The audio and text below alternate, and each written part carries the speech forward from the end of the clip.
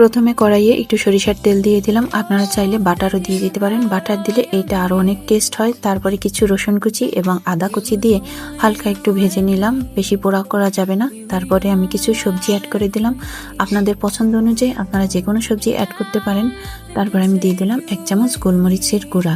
এটাকে ভালোভাবে ভেজে নিয়ে কিছু ঝালের জন্য কাঁচামরিচ দিয়ে দিলাম। তারপরে 2 চামচ ওস্ট এবং এটাকে সবজির সাথে ভালোভাবে কিছুক্ষণ ভেজে নিয়ে পানি দিয়ে দিলাম এবং ওস্টটা সেদ্ধর জন্য আমি কিছুক্ষণ জাল করে নিলাম। যখন ওস্টটা ভালোভাবে সিদ্ধ হয়ে গেল, তারপরে একটি ডিম ফেটে নিয়ে এর মধ্যে দিয়ে দিলাম।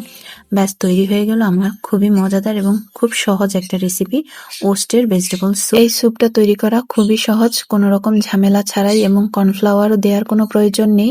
শুধু গোলমরিচের গুঁড়া, লবণ আর আদা রসুন কুচি হলেই স্যুপটা খুবই টেস্টি হয়। আর এটা ছিল আমার ব্রেকফাস্ট। সকাল সকাল ঝামেলা ছাড়া ঝটপট তৈরি হয়ে যায় এরকম একটা হেলদি ব্রেকফাস্ট। চাইলে আপনারাও ট্রাই করতে পারেন। ভালো থাকবেন সবাই, আল্লাহ হাফেজ।